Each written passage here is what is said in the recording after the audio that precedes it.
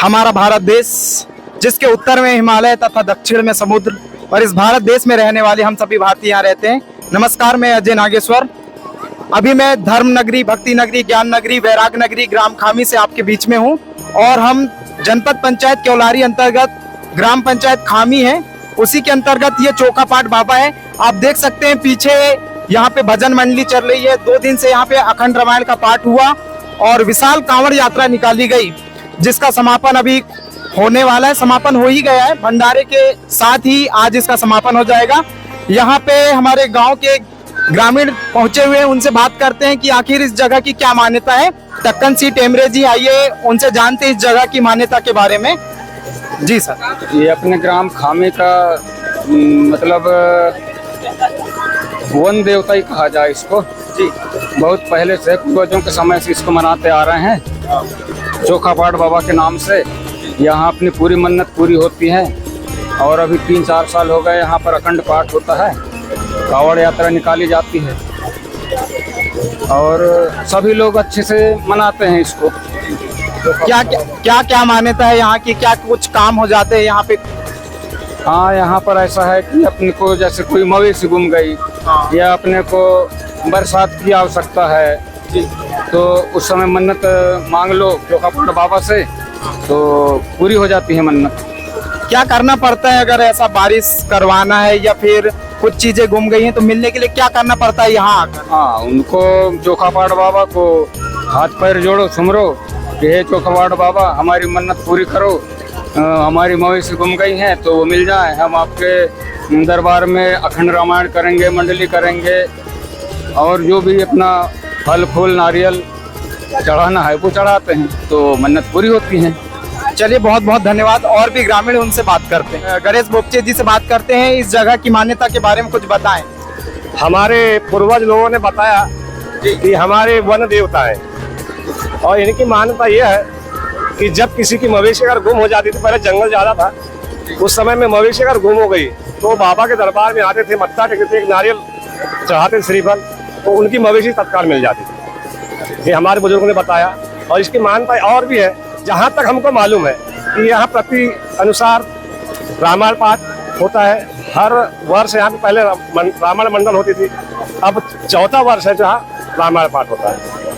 और इस धार्मिक स्थल की ये मान्यता है कि हमारे खेती बाड़ी में अगर कुछ रोग राई हो जाए तो या पानी सूखा पड़ने लगे, तब आगे बाबा के दरबार में आते हैं, भजन पूजन करते हैं, तो यहाँ पानी भी वर्षा होती है, ये मान्यता है। हमारे बीच में अरविंद टेमरे जी हैं और बगल में ही इनका खेत है, तो आइए जानते हैं बाबा चोखापाट बाबा की यहाँ पे क्या मान्यता है। मेरे हिसाब से चोखापाट बाबा को जब से हम जानते हैं और मानते हैं, सबसे पहले तो हमें जानकारी हमारे पूर्वजों के द्वारा मिली कि चोखापाट बाबा एक ऐसा सिद्ध पीठ धाम है जिसकी मान्यता हमारे पूर्वज पहले से करते आए हैं। किसी का कुछ खोया हो, पाया हो, एक बार आप आके यहाँ सच्ची श्रद्धा और सच्चे मन से बोल दीजिए, आपका खोया हुआ सामान आपको मन्नत मांगने के बहुत कम समय के पश्चात ही आपको उपलब्ध हो जाएगा और उसी लोकेशन पे उपलब्ध हो जाएगा जहाँ से खोया हुआ है, ऐसी मान्यता है।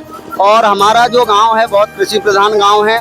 यहाँ हमारे कृषि से जुड़े हुए जो लोग हैं, जो भी बीमारियाँ होती हैं, जैसे हमारे पूर्वज बताते हैं, वहाँ आप एक सच्ची श्रद्धा से फल फोड़ दो, जाकर के मन्नत मांग लो, आपकी समस्याएं रोग ऐसे ही हट जाते हैं यहाँ से। दूसरी चीज़, 2022 से हम लोग इस सिद्धपीठ धाम में अखंड रामायण पाठ का भव्य आयोजन और भंडारा विगत 3 वर्षों से लगातार कर रहे हैं, जिससे इस चोखापाट बाबा धाम में एक धार्मिक स्थल की भी पहचान यहाँ से प्राप्त हुई है। इवन हमारे ग्राम खामी से ही सिवनी जिला और बालाघाट जिला और मंडला जिला तक भी इस स्थान को ऑनलाइन यूट्यूब सोशल मीडिया के माध्यम से जाना जाने लगा है। और हम यहाँ पे भविष्य में एक तीर्थ स्थल, दार्शनिक स्थल बनाने का भी प्रयास करेंगे, जो जनसहयोग से हो या हमें कोई राजनीतिक सहायता राशि मिले, जिससे हम इस स्थान को और भी डेवलपमेंट या एक दार्शनिक स्थल के रूप में जाना जाए, ऐसी हमारी पहल रहेगी। चलिए, बहुत बहुत धन्यवाद। हमारे बीच में युगल किशोर बिसेन जी हैं, आइए जानते हैं उन्होंने आज यहाँ पे जो मंडली का पाठ कराया क्या कारण था और कौन सी मन्नत उनकी पूर्ण हुई। जी हाँ, इस दिव्य स्थान की बड़ी महत्ता है।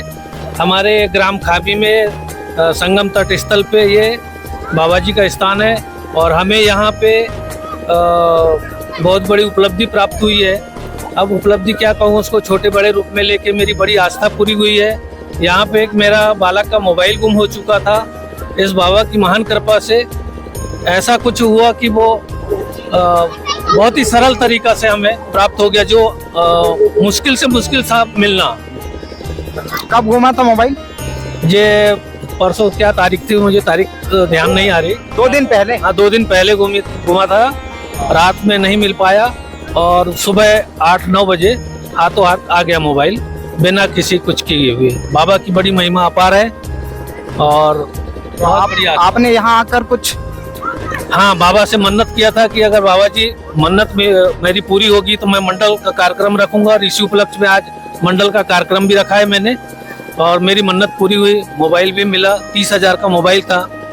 मैं धन्यवाद देता हूँ और कामना करता हूँ कि भगवान सबको इसी तरह खुश रखे। चलिए, बहुत अच्छा लगा बात।